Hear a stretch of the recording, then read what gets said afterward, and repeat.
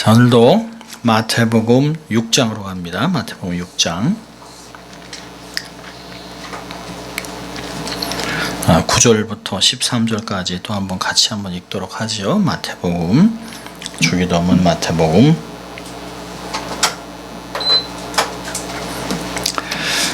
6장 9절부터 13절까지 같이 읽습니다.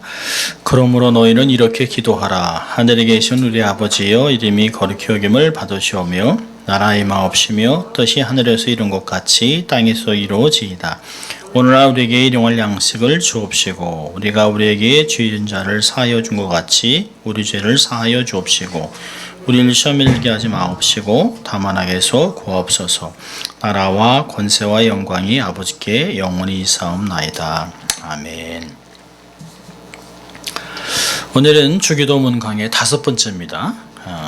뜻이 하늘에서 이룬 것 같이. 주기도문 구조를 보면 주기도문이 하나님 아버지에 대한 청원이 3가지가 있고 우리를 위한 청원이 3가지가 있다, 이렇게 얘기했습니다.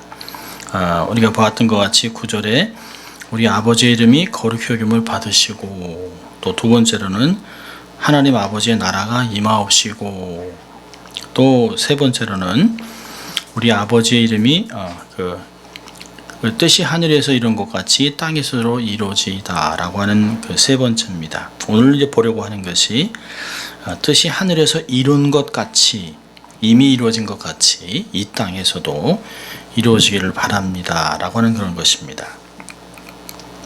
하나님의 뜻이 이루어지기를 바라는 그 신앙 고백이죠. 오늘 청원을 보면 그 3가지를 생각해 볼 수 있습니다. 여기 보면 첫째는 무엇이 하나님 아버지의 뜻이 이루어지기를 기도하고 있습니다. 어디서요? 땅에서. 어떻게? 하늘에서 이룬 것 같이. 이렇게 3가지의 요소들이 있습니다. 자, 하늘에서 이루어진 것 같이 라고 하는 것이 무슨 뜻일까요? 그러려면 우리가 먼저 하늘을 이해해야 되겠죠. 우리 여러분 마태가 얘기한 것이, 마태는 공간복음이 다 달라요. 마태는 유대인들을 위해 쓰였습니다. 또 누가는 헬라인들을 위해 썼습니다. 또 마가복음은 로마인들을 위해 썼어요. 그러니까 로마인이나 헬라인들은 하나님에 대해서 늘 그냥 하나님, 신, 이렇게 신들 이렇게 늘 얘기합니다. 그러나 유대인들, 마태복음이 쓴 마태복음의 그 독자들은, 유대인들은 하나님을 하나님이라고 얘기하지 않습니다. 그래서 하늘 이렇게 얘기합니다. 그런데 그 성경에는 보면 비록 하나님의 나라에서 모든 것이 다 이루어진 것 같이 이 땅에서 이루어지길 원합니다 얘기했습니다. 그러나 여기 보면 하늘이라는 개념이 구약에는 많이 있어요. 특별히 보면 구약에서는 공중이라는 뜻이 있습니다. 이렇게 지상천, 위, 하늘 이런 뜻입니다. 시편 148편을 한번 볼까요? 시편 148편을 보면 아주 재밌는 그 내용들이 나옵니다. 시편 148편, 마치 하늘에서부터 땅까지의 구조를 쭉 순서대로 나열한 것 같이 나와요. 보면 시편 148편에 할렐루야, 하늘에서 여호와를 찬양하며 높은 데서 찬양할지어다. 그의 모든 사자여 찬양하며 모든 군대여 찬양할지어다. 자, 그리고 내려와요. 해와 달아 찬양하며 광명한 별들아 찬양하라. 하늘의 하늘도 찬양하며 하늘 위에 있는 물들도 찬양할지어다. 그것들이 여호와의 이름을 찬양할 것은 저가 명하심의 지음을 받았음이니라. 저가 또 그것들을 영영히 세우시고 패치 못할 명을 정하셨도다. 그리고 이제 7절부터 쭉 내려옵니다. 용들과 바다여 땅에서 여호와를 찬양하라. 중간에 불과 우박과 눈과 안개와 말 쏟는 광풍, 산들과 모든 산과 과목과 모든 백향목, 그리고 짐승, 가축, 기는 것, 사는 새, 왕들, 그리고 청년, 남자, 처녀, 노인, 아이들, 이렇게 쭉 순서로 내려와요. 그런 걸 보면 하늘이라는 말을 쓰고 차례대로 짱으로 순서대로 내려오고 있습니다. 그래서 이 그 시편 기자가 갖고 있는, 구약이 갖고 있는 그 하늘나라라고 하는 개념은 이 땅 위에 있는 모든 것들을 얘기하고 있습니다. 자, 근데 이것을 받아서 고린도 후서 12장 2절을 보면 사도 바울이 이 하늘을 3층 천으로 표현하고 있습니다. 고린도서 12장 2절을 보면 내가 그리스도 안에 있는 한 사람을 아노니 14년 전에 그가 셋째 하늘에 이끌려간 자라. 그가 몸 안에 있었는지 몸 밖에 있었는지 나는 모르거니와 하나님은 아시느니라. 그러니까 하늘 위에 이 대기층 위에 그 위에 또 위에 있는 3층 천을 갔다 왔다는 것이에요. 그러니까 구약의 전문가인 그 바울도 하늘나라, 하늘 그러면 그런 개념을 갖고 있었습니다. 높은 곳, 이 땅이 아닌 그 위, 우리가 어떻게 감히 컨트롤할 수 없는 그 영역을 얘기하고 있습니다. 시편 103편에서는 19절부터 21절까지는 여호와의 보좌가 있는 곳을 하늘이라고 얘기합니다. 시편 103편을 보면 19절에 여호와께서 그 보좌를 하늘에 세우시고 그 정권으로 만유를 통치하시는도다. 능력이 있어 여호와의 말씀을 이루며 그 말씀을 소리를 듣는 너희 천사의 여호와를 송축하라. 여호와를 봉사하여 그 뜻을 행하는 너희 모든 천군이여 여호와를 송축하라.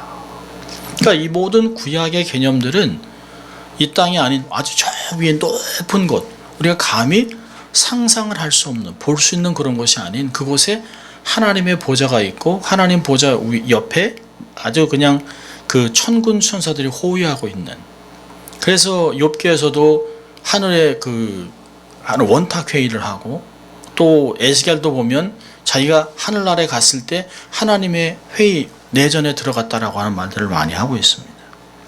자, 이 하늘이라는 개념 속에서 있는 게 뭘까요? 완벽하다는 것이에요. 대기권, 우주, 하늘 대기에 있는 모든 우박, 광풍 이런 모든 것들이 하나님의 거룩한 뜻대로 다 움직인다는 것이에요. 하나님의 뜻에 다 순종하고 있다는 거예요. 거기에는 하나님의 뜻을 거역하는 것이 하나도 없습니다. 그러니까 해와 달과 별이 움직이는 것도 다 하나님이 다 정해놓으신 대로 움직이는 것이에요. 뭐 가끔 보면 이렇게 뭐 은하계가 꽝 하고 부닥치면 완전히 그냥 온 세상이 망할 것 같지만 그렇지 않아요. 근데 놀라운 것은 해가 조금만 1m만 가까이 와도 우린 다 타 죽습니다. 1m만 떨어져 있어도 다 얼어 죽습니다. 그리고 이 사실 그 지구를 중심으로 해서 9개 이 위성과 또 이렇게 많은 은하계 이런 것들이 하나도 부닥치지 않고 하나도 땅에 떨어지지 않고 계속 하나님이 떨어져라 하는 그거 외에는 절대로 떨어지지 않습니다. 하나님이 명하고 정해놓으신 것, 봄, 여름, 가을, 겨울 계절도 하나도 변하지 않습니다.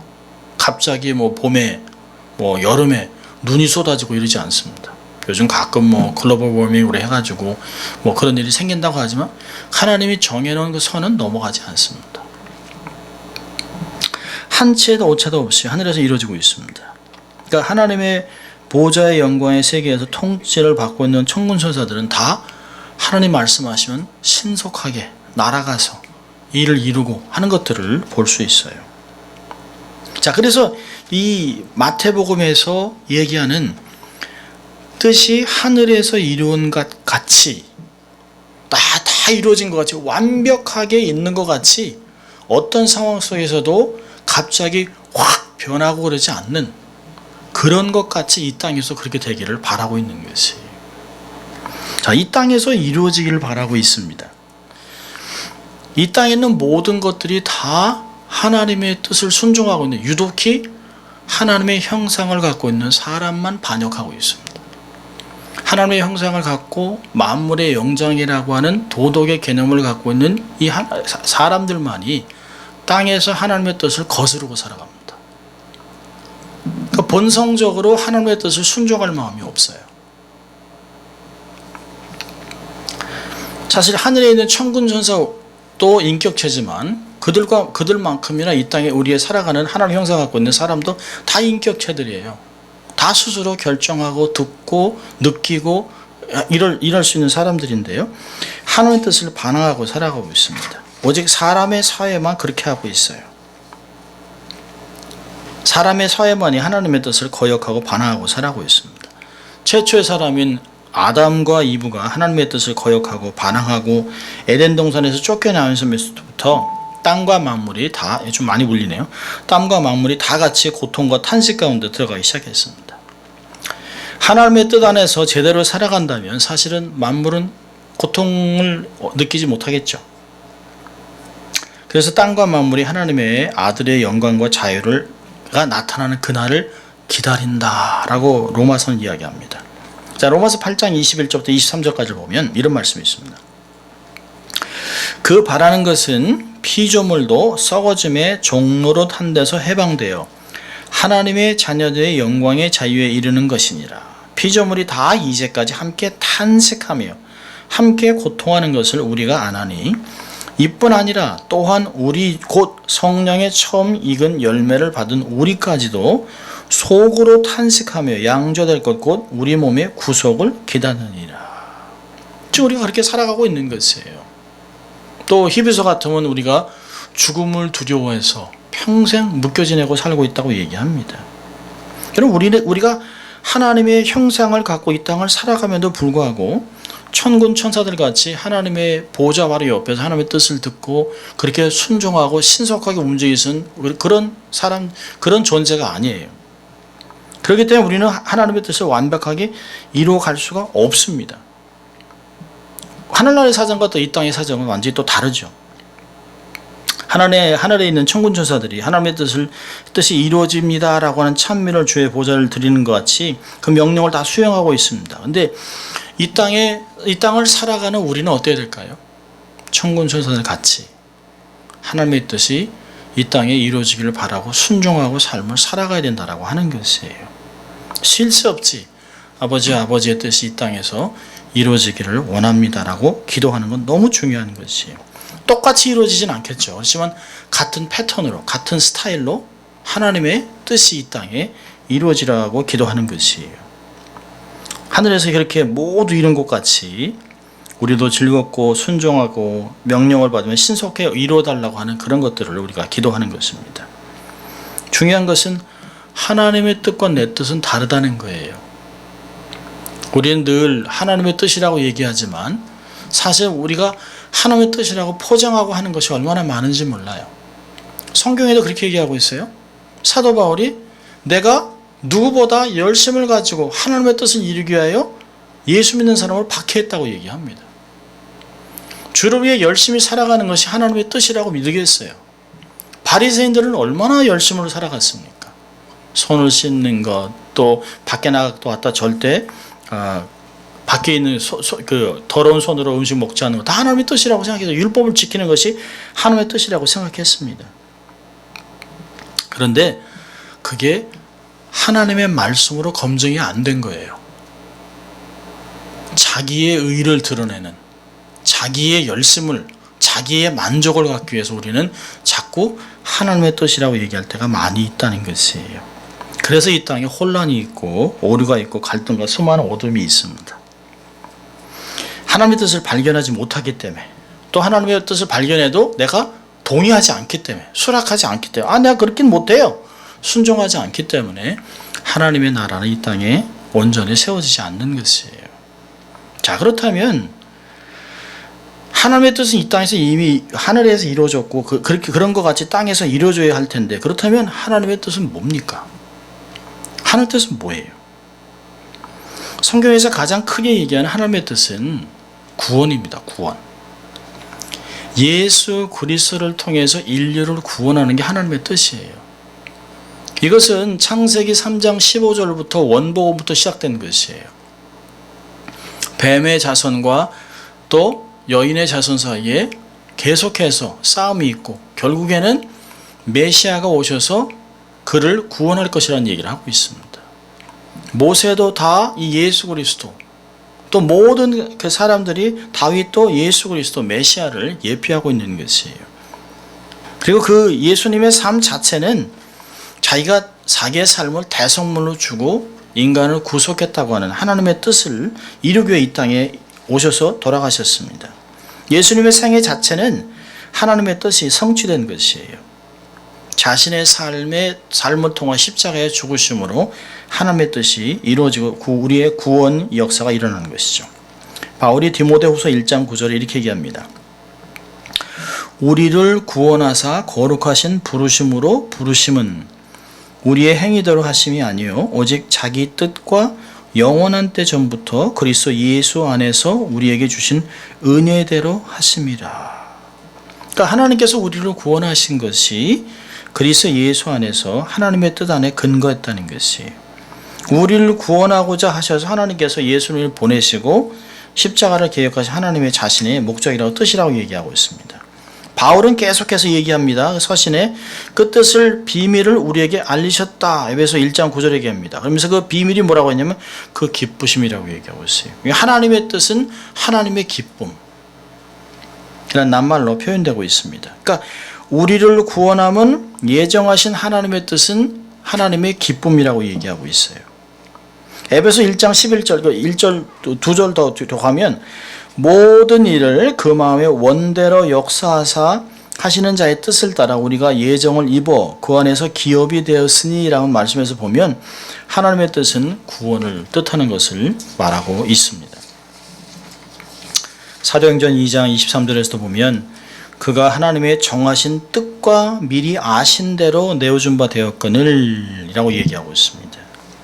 그러니까 하나님의 뜻은 하나님의 계획이에요. 하나님의 계획, 하나님의 구원 계획, 하나님의 목적입니다. 기쁨과 계획입니다. 근데 놀라운 것은 하나님의 계획은 변하지 않습니다. 가변적이지 않아요. 만약에 하나님의 계획이 계속해서 바뀐다면 우리의 구원은 얼마나 온전하지 못할까요? 얼마나 두려울 거예요. 하나님의 뜻이 가변적이면 우리의 구원도 가변적이라는 뜻이 되는 것이죠. 하나님의 뜻은 누구도 대적할 수 없어요. 불가항력적인 것입니다. 그래서 하나님이 우리를 예수 그리스도 안에서 만세전에 택하신 것은 불가항력적인 은혜라고 얘기하고 있습니다. 자, 두 번째로 하나님의 뜻은 뭘까요? 하나님의 뜻은 선하고 온전한 것입니다. 여러분, 사실 성경에 오늘 보면 뜻이 하늘에서 이룬 것 같이 땅에서 이루어지리라 라고 얘기했습니다. 근데 사실은 이 9절과 10절을 합쳐서 보면 우리 아버지, 하나님 아버지의 뜻이 하늘에서 이루어진 것 같이, 우리 하늘에 계신 우리 아버지라고 할 때 훨씬 따뜻한 정이 들죠. 그러니까 하늘의 뜻이라는 건 하나님 아버지의 뜻입니다. 우리가 아버지라고 부르는 그분이 우리를 향한 뜻을 이야기하고 있습니다. 자식을 향한 아버지의 뜻입니다. 하나님이 원하시는 게 뭘까요? 하나님이 당신의 택한 자식들을 통해서 이 땅에서 이루고자 하는 것이 바로 뜻이라는 것이에요. 물론 큰 뜻으로 아들 예수 그리스도를 통해서 이미 구원의 역사 뜻은 이루셨어요. 그런데 하나님이 우리를 양자로 삼으셔서 여전히 예수 그리스도가 우리의 큰형님 같이 우리가 그를 쫓아가는 것 같이 우리가 모두 다 하나님을 아바 아버지로 부르면서 그분의 뜻을 이루는 인생이 되었다는 것이에요. 그 얘기는 뭘까요? 하나님의 뜻은 절대로 악한 뜻이 아니라는 거예요. 폭군의 뜻이 아닙니다. 자, 그래서 로마서 12장 2절을 보면 우리가 잘 아는 말씀인데요. 너희는 이 세대를 본받지 말고 오직 마음을 새롭게 함으로 변화를 받아 하나님의 선하시고 기뻐하시고 온전하신 뜻이 무엇인지 분별하도록 하라. 하나님의 뜻을 여기서 얘기하잖아요. 하나님의 뜻은 선하고 기뻐하시고 온전하다고 얘기하고 있습니다. 우린 가끔 우리가 원하는 대로 되지 않으면 하나님을 막 오해합니다. 하나님이 나를 미워하나 보다. 하나님이 내게 관심이 없나 보다. 내가 잘하지 못하기 때문에 하나님이 내게 이런 상황을 주시는구나 라고 생각할 때가 많이 있습니다. 여러분, 하나님의 뜻이 슬프고 괴롭고 고통스럽다라고 하는 것은 잘못된 것입니다. 우리가 하나님에 대한 개념을 잘못 갖고 있고 하나님의 뜻을 이해하지 못하기 때문에 우리의 인생이 고통스럽기 때문에 하나님이 우리를 그렇게 대한다고 생각하는 것이에요. 그러나 성경은 그렇지 않습니다. 하나님의 뜻은 선하고 온전하다는 것이에요. 기쁘다, 우리를 기쁘게 하는 것이라고 얘기하고 있습니다. 하나님이 우리 향해 기쁜 뜻이에요. 여러분, 내가 이해하지 못하더라도 하나님의 뜻은 선하구나 라고 우리의 마음을 딱 굳게 잡고 있어야 합니다. 내가 비록 어려운 시간을 지난다 할지라도 내가 사실 이런 상황 속에서 우리가 하나님의 뜻을 이해하지 못한다 할지라도 하나님의 뜻은 내 삶에서 온전하게 이루어지고 하나님의 성품과 뜻에 맞춰서 우리의 삶이 하나님의 뜻 가운데 계속해서 우리를 새롭게 하고 있다라고 하는 것을 받아들여야 되는 거죠. 그러니까 우리는 잘못된 선입관이나 잘못된 그릇된 관념을 버려야 되는 것입니다. 우리가 중요한 것은 하나님의 뜻과 내 뜻은 다르다는 걸 인정하라는 것이에요. 우리가 하나님의 뜻을 발견해서 내 뜻을 하나님과 같이 만들면 얼마나 좋겠어요. 근데 우리는 그럴 수 있는 능력이 없습니다. 하나님의 뜻과 내 뜻은 다르다는 것을 우선적으로 인정하고 들어가야 돼요. 우리가 이사야 55장 8절과 9절을 보면 이렇게 얘기합니다. 여호와의 말씀에 내 생각은 너희 생각과 다르며 내 길은 너희의 길과 달라서 하늘이 땅보다 높음 같이 내 길은 너희 길보다 높으며 내 생각은 너희 생각보다 높으니라. 이사야 55장 8절 9절을 얘기하고 있어요. 나를 위한 하나님의 뜻은 우리가 생각하는 것보다 훨씬 높다는 거예요. 훨씬 좋다는 거예요. 내가 이해할 수 있는 것이 아니에요. 그러니까 사도 바울이 로마서를 써나가다 10장 마지막에 하나님의 놀라운 영광의 앞에 자기의 삶을 다 드리고 있습니다. 누가 하나님을 이해할 수 있겠냐? 우리가 잘 아는 예레미야 29장 11절에서도 이렇게 얘기합니다. 나 여호와가 말하노라 너희를 향한 나의 생각은 내가 하나니 재앙이 아니라 곧 평안이요 너희 장래에 소망을 주려 하는 생각이라. 우리가 삶 속에 고통이 있다고 하나님이 나에 대해서 축복도 안 하고 저주하고 내 삶이 이렇게 힘들게 만들었다고 그렇게 자꾸 생각하지 말라는 거예요. 하나님은 우리를 향해서 미래를 갖고 있고 소망을 갖고 있다는 것이에요. 결국에는 대기만성 결국 이룬다는데 문제는 뭐냐면 내가 하나님의 뜻을 뜻대로 이해하지 못하고 뜻대로 살지 못하기 때문에 일어나는 어려움들을 갖고 하나님을 나쁘다고 고백하지 말라는 것이에요. 우리가 많은 경우에 보면 우리가 하나님의 말씀대로 살지 못하고 나름대로 내가 겉모양을 갖고 있었지만 속에서 하나님을 기뻐하고 즐거워하고 찬양하고 하나님의 뜻이라면 온갖 것을 다 드리고 헌신하는 삶을 살지 못했기 때문에 오는 세상과 타협하고 삶을 살았기 때문에 하나님으로부터는 징계들을 받으면서 세상이 주는 고난을 갖고 하나님이 주셨다라고 오해한다는 것이 그러지 말라는 것이에요. 하나님의 뜻은 선하고 온전하다라고 하는 것을 이해하라는 것이에요. 자, 그렇다면 적용과 함께 이제 보는 것이죠. 우리가 정말 하나님 아버지의 뜻이 하늘에서 이루어진 것 같이 땅에서 이루어지는 삶을 이루어 주시옵소서라고 하는 그런 삶을 살기 위해서 우리는 어떤 것을 해야 될까요? 첫째로는 하나님의 뜻을 이루는 삶을 살기 위해서는 첫째로는 거룩한 신분을 확신하고 살라는 거예요. 내가 누구냐? 오늘 사실 주기도문에서도 계속 얘기하잖아요. 하늘에 계신 우리 아버지, 하늘에 계신 우리 아버지라고 얘기하고 있습니다. 뭐 우리가 전능하신 피조물이 전능하신 창조주 앞에서 하나님한테 이래라 저래라 하는 것은 아니죠. 그러나 적어도 우리가 하나님을 아버지라고 친밀하게 느끼기 때문에 이 예수님이 우리에게 가르쳐주려고 하는 건 뭘까요? 너희가 나의 자녀이기 때문에 내가 너희들에게 나의 뜻을 알려주고 너희들이 내 뜻을 이 땅에서 이루어가기를 바란다 하는 뜻이 있는 것이에요. 우리가 볼 때는 너무 연약하고 부족하고 과연 내가 하나님의 이런 원대한 뜻을 이 땅에 이룰 수 있을까? 하나님의 영광스러운 삶을 살 수 있을까라고 하지만 하나님은 그것보다 더 원대한 뜻을 가지고 우리를 통해 하나님의 뜻을 이루어가고 싶은 것이에요.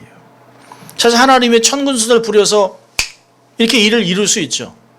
다 바뀌고 주의 뜻대로 살지 않는 사람 다 없어져. 그럼 다 죽을 수 있어요. 모든 것 다 천군천사 동원해서 다 말씀한 대로 다 이룰 수 있어요. 빛이 있으라면 빛이 있었습니다. 무에서 유를 창조하시는 하나님이에요. 그런데 하나님은 당신의 형상을 가지고 이 땅을 살아가는 사람들, 비록 아직도 죄 가운데 삶을 살아가지만 택함받은 예수 그리스도를 주로 영접하고 하나님의 뜻대로 삶을 살기 원하는 그런 사람들을 통해서 하나님의 나라를 확정하고 싶은 것이에요. 그게 하나님의 뜻입니다. 하나님은 아버지가 되셔서 자식들에게 하나님의 뜻을 보여주고 알려주기를 원하십니다. 계속해서 계시하시는 것이, 하나님이 뭘 원하시는지 말씀하시는 것이, 그리고 그 뜻을 알아들을 수 있도록 하나님의 자녀의 신분으로 위치를 만들어 놓으셨어요. 마치 하나님이 위임장을 주신 것이에요. 너는 나의 아들, 전권 대사, 나를 대표해서 이 땅을 살아가기 때문에 네가 늘 내가 원하는 대로 그 뜻을 이루어갈 걸 내가 믿는다 라고 얘기하면서 자꾸 얘기하시는 것이에요. 우리가 하나님의 뜻을 이야기할 만큼 하나님 앞에 새로운 위치에 서 있다는 것을 알라는 것이에요.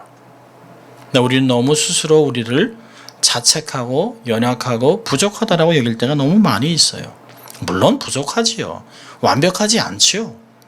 그렇지만 적어도 우리는 새로운 피조물이고 예수 그리스도를 주로 모시고 살아가는 하나님의 자녀들이라는 것이에요.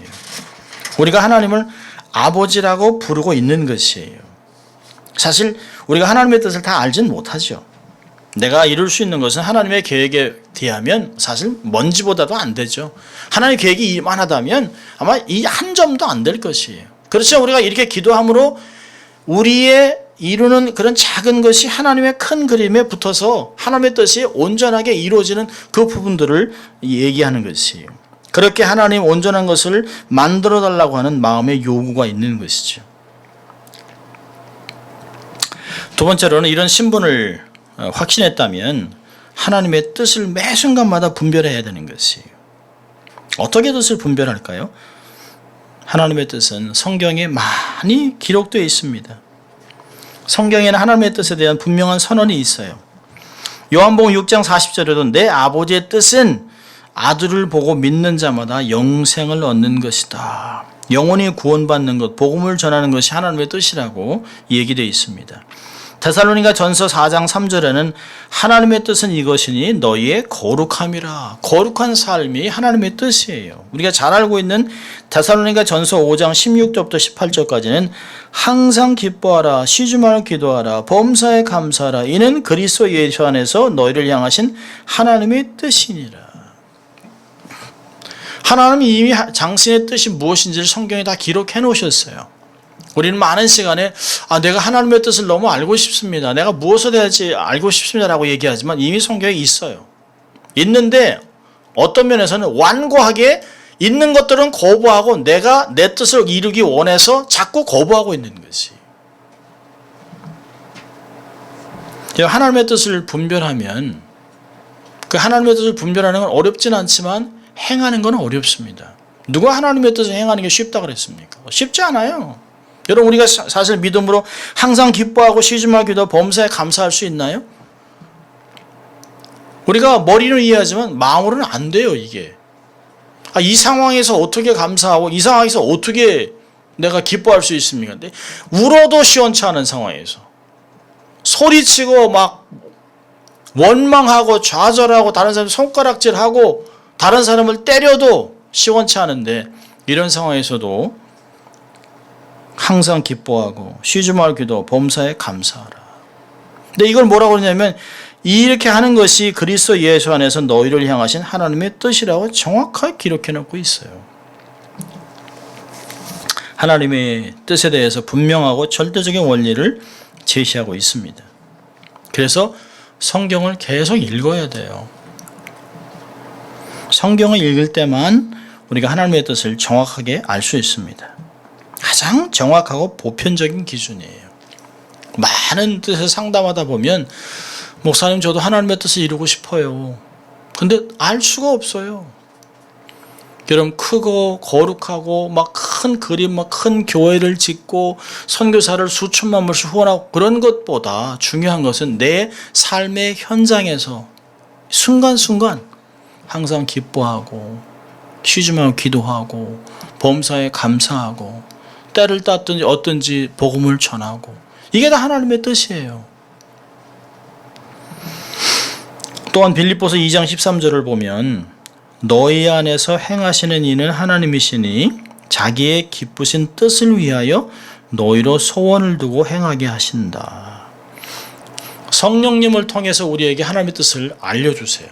마음에 거룩한 뜻을 주세요. 거룩한 소원을 주세요. 아, 내가 정말 이렇게 하나님 앞에 헌신해야 되겠다. 말씀을 듣고 이렇게 예배를 드리고 나면 내가 이래야 되겠다. 이렇게 하는 것은 성령님이 역사하는 것이에요. 근데 돌아서면, 우리가 쉽게 얘기하면 돌아서면 그걸 다 잊어버려요. 하나님 앞에 서원했던 것, 하나님 앞에 살려고 했던 것을 다 잊어버리고 삶을 살아갑니다.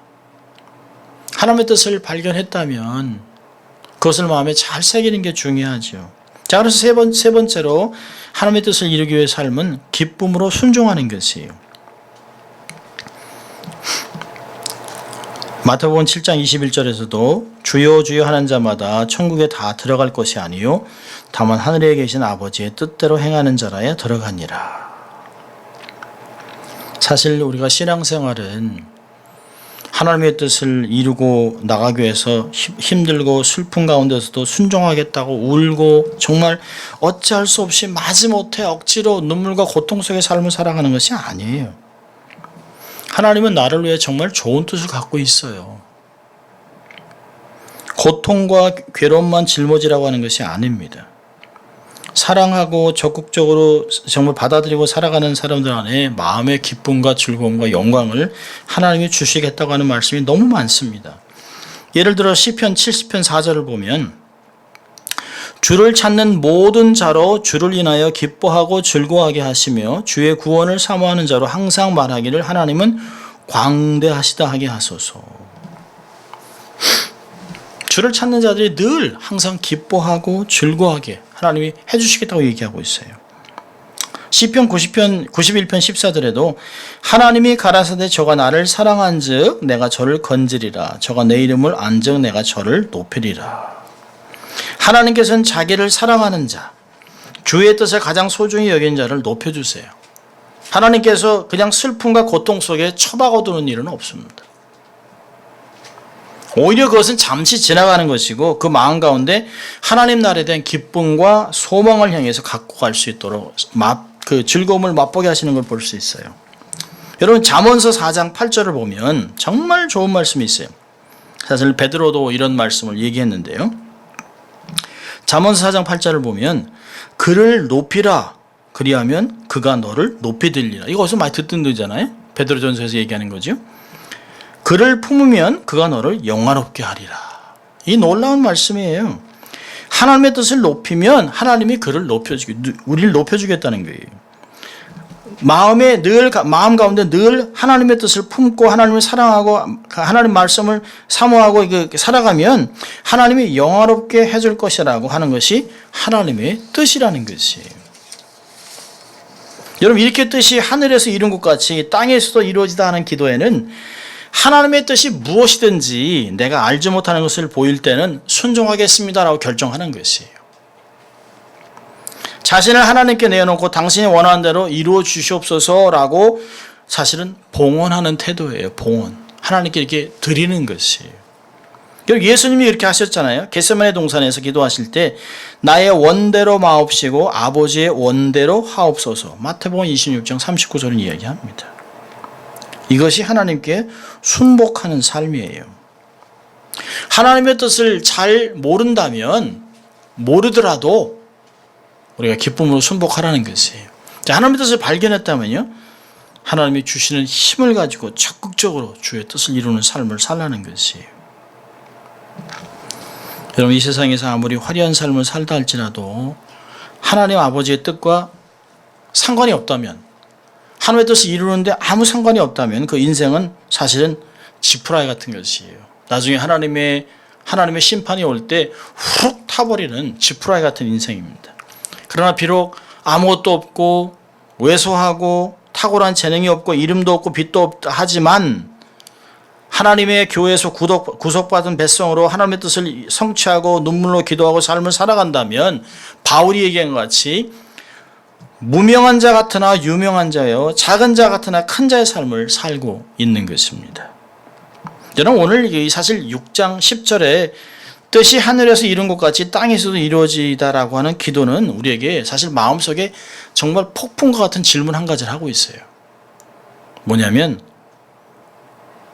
너는 무엇을 위해 오늘을 살아가느냐? 나는 정말 무엇을 위해서 오늘이라는 삶을 살아가고 있냐는 것이에요. 여러분, 오늘은 그렇게도 내일을 보고 싶다가 못 보고 죽은 내일의 소망의 날이 오늘이에요. 수많은 사람이 어젯밤에 갔어요. 사고로, 질병으로 수많은 사람이 죽습니다. 그런데도 우리는 너무나 당연한 것 같이 하루를 살아가면서 감사함이 없어요. 그저 하루 그냥 매일 그냥 이렇게 살아갑니다. 왜 하나님께서 오늘이라고 하는 날을 또 주셨나? 나는 무엇을 위해 오늘 하루를 살아가는가? 오늘이라는 시간은 주의 뜻을 이루며 살라고 주신 하나님이 주신 자원입니다. 자원. 선물입니다. 예수님처럼 아버지를 위해 자신을 온전히 줘서 그 뜻을 이루는 도구가 되어야 하는 것입니다. 이렇게 삶을 살아가는 사람들에게 하나님이 주신 선물이 있어요. 6장 33절에 마태복음 6장 33절에 이렇게 되어 있잖아요. 너희는 먼저 그의 나라와 그의 의를 구하라. 그리하면 이 모든 것을 너에게 더하시리라. 하나님이 우리의 필요한 모든 것들을 다 주시겠다고 약속하셨어요. 빌립보서 4장 19절에서도 너희가 쓸 모든 것을 그리스도 안에서 풍성하게 주시겠다 약속하셨습니다. 그걸 믿고, 믿음은 다 받아야 움직이는 게 아니죠. 믿음은 그 말씀대로 믿고 행하는 것입니다. 그것이 우리에게 사실 행함이 없는 믿음은 죽은 것이잖아요. 정말 우리가 오늘 이 말씀과 같이 뜻이 하나님 아버지의 그 뜻이 하늘에서 이룬 것 같이 땅에서도 이루어지기를 소원합니다. 그리고 그 뜻이 나의 삶을 통해서, 나의 재능을 통해서, 나의 시간과 모든 걸 통해서 내 삶에서 이루어지기를 바랍니다. 라고 삶을 살아가는 것입니다. 한 주간 또 우리가 그렇게 살아가는 하나님의 사람들 될 수 있기를 주의 이름으로 축원합니다. 기도하겠습니다. 하나님 아버지 감사합니다. 오늘도 하나님 무덥고 피곤한 중에도 저희를 예배자로 초청해 주시고 이 말씀을 통해 하나님의 뜻이 우리의 삶을 통하여 이 땅에서 구체적으로 이루어지는 것을 바라고 기도하고 그렇게 살아가는 저희들 될 수 있도록 도와주시고 그렇게 하기 위하여 애쓰고 수고하는 저희들에게 하나님이 약속하신 모든 약속들을 하나님이 자기를 사랑한 자에게 준비한 모든 것들을 발견하고 넉넉하게 사용하여 많은 사람을 복되게 하는 축복의 통로가 될 수 있도록 하나님 축복해 주시옵소서. 감사하고 예수님 이름으로 기도합니다. 아멘.